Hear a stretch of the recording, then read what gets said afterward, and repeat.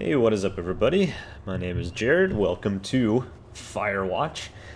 This is a game I wanted to play for quite a while. I didn't pick it up until it was actually on the Steam sale around Christmas, and I've been wanting to play it.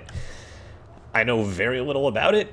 I think you're like a fireman or something like that in Colorado or something. I don't even remember. But anyway, we're just going to hop right into this. I'm not going to interrupt the cutscenes too much, I don't think. It's supposed to be pretty good. So, yeah, let's get going.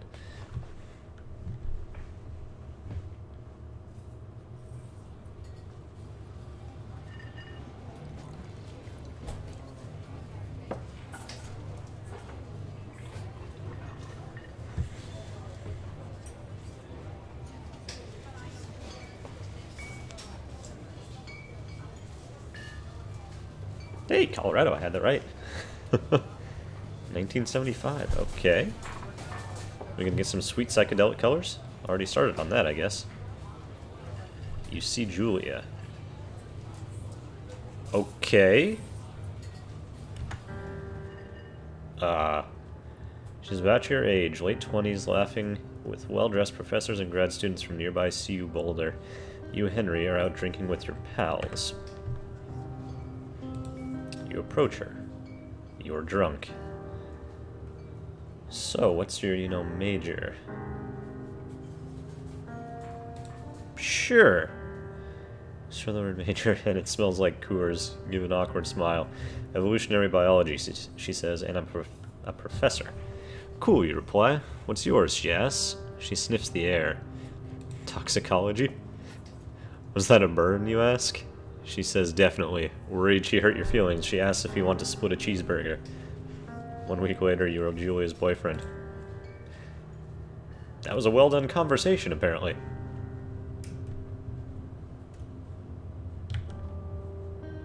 Use objects. Oh, okay. It's an interesting pattern on that. So can I pick up stuff? Okay, so zoom. I don't think there's going to be anything for me to really find in this first little bit, and I'm assuming I'm just supposed to go to the truck. But I'm curious. It's got very mellow music. I already like it. Though it has the air of like a dramatic movie, like something bad is about to happen. Truck bed, load gear. Why wouldn't I put that in the cab? I would put that in the cab with me, personally. You date for over a year. She drives you absolutely nuts. It's great. You move in. You share an apartment near the school with a view of the mountains. You two drink beers out on the deck. You drink beer just about anywhere. Life is good. Julia wants to get a dog. There's a scruffy, undersized beagle. Julia is in love. She wants to bring it with her to class. There's also an intimidating but gentle-eyed German Shepherd. Nothing bad could happen to Julia while walking this dog. It's badass. I got a bit of personal bias here. I gotta go with the German Shepherd. Mayhem's an excellent dog. He loves wrestling with you in the park and goes with Julia on her runs. Even though he's too big to bring to school, Julia loves him all the same. Mayhem is a friend, child, and pet, all rolled into one. Big dogs are just the best. 1979, so it's been 4 years at this point. You talk out on the deck. It's summer, 9:30 p.m., and the heat still radiates off the high desert.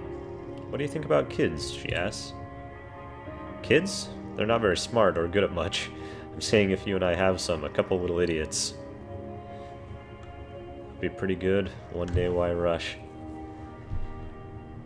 Well, I mean, problem is here, do you go with your own personal stuff, or do you go with what you think is going to be good in the game? Because she clearly brought it up, which means she would be thinking about it.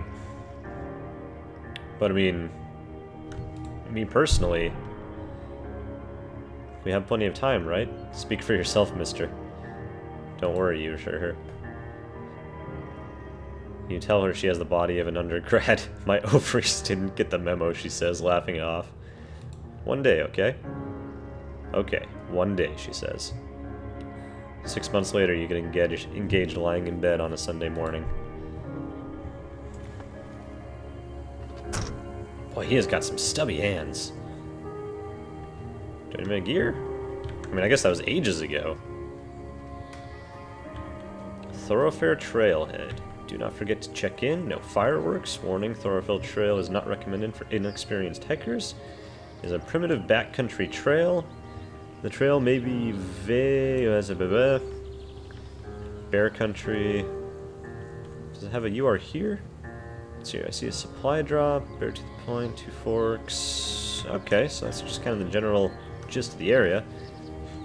Do I go hiking alone often? I still have the air of just something bad is gonna happen. 1980. It's a Thursday night and Julia is 4 hours late. She doesn't call. You're worried and getting angrier by the minute. She walks in after you've gone to bed. She's not quite drunk, but she's clearly been having a fun time. You fight when she gets between the sheets.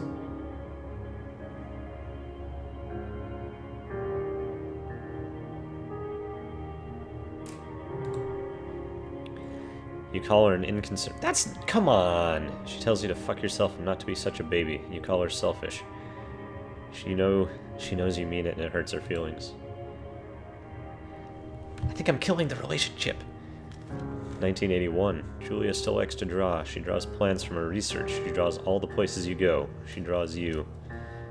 You pose and flex like He-Man. You frolic like a Victoria's Secret model.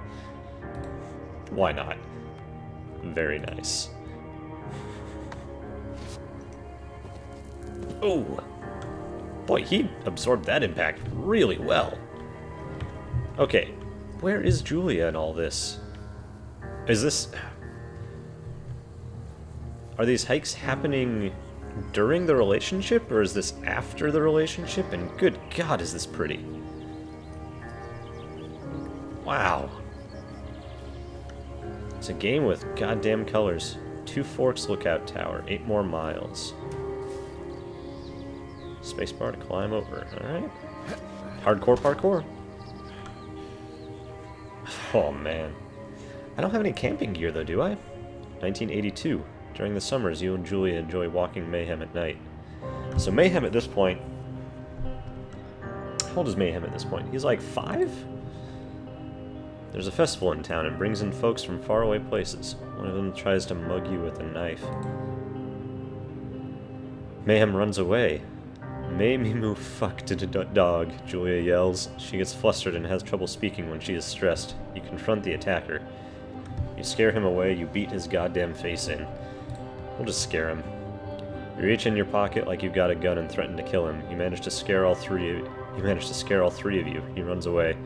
Julia asks to take a different path from that day forward. You say okay. You don't want to go that way either. From then on you walk by the river. It's very somber. This whole thing is really somber. Plans to have kids get waylaid by work. Julia gets offered a job at Yale. Yale is in Connecticut, 2,000 miles away. It's a great job, associate department chair. She wants to move. You absolutely do not. If she commutes back and forth... What do you mean commutes back and forth? From Yale to Colorado? Convince her not to take... I can't do that. Agree if she commutes back and forth. I don't understand what that means. I guess let's find out. You ask her if she'll commute back and forth. You don't want to move to Connecticut. She says that'll be hard, but she'll do it if you don't... Or if you won't move, excuse me. You tell her not to pass it up if that's what she wants. She agrees. She flies back to Boulder 3 times each semester. That's it? Holy shit, that's a rough way to live. 1985. Julia is sent home from Yale on paid leave after having an episode. She lost it on a colleague for borrowing books that were important to her research. Why'd she get so angry? She didn't remember she had happily loaned them to him just 2 days prior. Oh, is she getting early onset Alzheimer's or something? Or dementia? Or she was found crying in the stairwell. You said that maybe you guys should talk to someone about it. Make macaroni and drink wine and try to forget about it. No, we should talk to somebody. After seeing multiple doctors and having many tests, they are worried that Julia might be suffering from early onset dementia. She is 41. You both decide to keep it a secret for now. That stuff's not fun. I've seen what happens. That's not good. Journal. Oh my god. Little dingling. Alright. Didn't expect that. Mayhem is getting older. He's got silver hair down his back and slows down at night. You and Julia walk him to the bar to see your friends, and it feels like nothing has changed. Julia goes back to the university. So back to Connecticut or back to Boulder? 1987. Julia's affliction gets worse. She can't remember things in class. Her research is in shambles. She drives her car to the next town over for no particular reason and has to be brought home by the police. She is devastated. She is sent home on permanent medical leave. They essentially fired her then. Some days you get the Julia who calls you a dope and your unborn children little idiots. Other days you get a stranger. She pulls you into the bed to make love. After 5 minutes, she goes into a panic, believing her dad is at the door. You tell her family they are crushed and begin to make trips to and from their home in Australia to visit her. For a while, your friends come by with little things to brighten the day. She gets worse. Yeah. I mean, hers is progressing relatively slowly. A lot of times this goes really, really fast. You spend your days following Julia around the house. You count the seconds between the 2 weekly visits from Daniel, the nurse. He suggests that Julia could live somewhere else, somewhere with 24-hour care, a home. It sits with you for a couple months.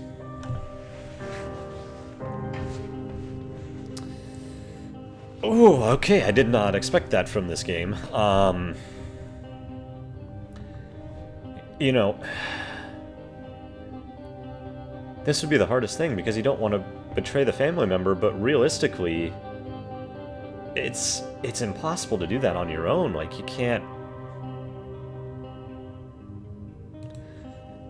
It just interrupts everything. So this has to be taking place... Did I fall asleep on the path? This has to be taking place after, either she's in the home or she died. Yeah, I did not expect that from this game. Holy cow. What is that? Oh, walked across a log. Okay. Why is there just a random... Oh, hi. I didn't see you, Mr. Elk. Her family agrees with your decision. You find a fantastic place in Boulder and move her there. You see her every day. Then every other day. Then once a week, and you go out to the bar with your old friends. It's not the same. You get the feeling that every wife tells her husband, if you ever put me in a home like Henry did, I will cut your balls off. You slowly decide to not see your old friends that much. Is this gonna be like a suicide game? 1989. Julia's sister Susan moves to Boulder to be close to her. She visits her every day. You go with her some of the time. Susan buys you an old typewriter and urges you to use it if you won't see a therapist. You won't. You have always really liked Susan. Oh, come on. Months go by. Mayhem dies. Julia doesn't remember him when you tell her. Sometimes it takes her a minute to lock in on you. In the back of your mind, you believe it's because you see her less and less. And seeing her less and less makes her forget you more, you think. Summer is coming and you see an ad in the paper for a job. So what have I been doing this whole time? You take it. Was I not working?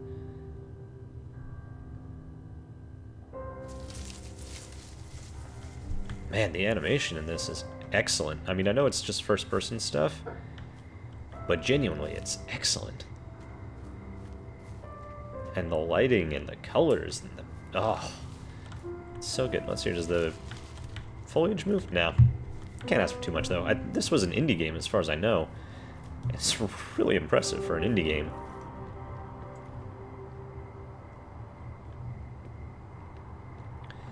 Okay, it's called Firewatch. Is that an outhouse? We'll go take a look at that at some point. Must be an outhouse. Someone up here? No, it's all boarded up. Oh, no, wait. There's propane tanks. Must be someone here. Is it boarded up for the winter? Or is this the job? Hello, Two Forks Tower. Hi. What? Oh. Hello? Two Forks Tower, this is Thoroughfare Tower. Come in.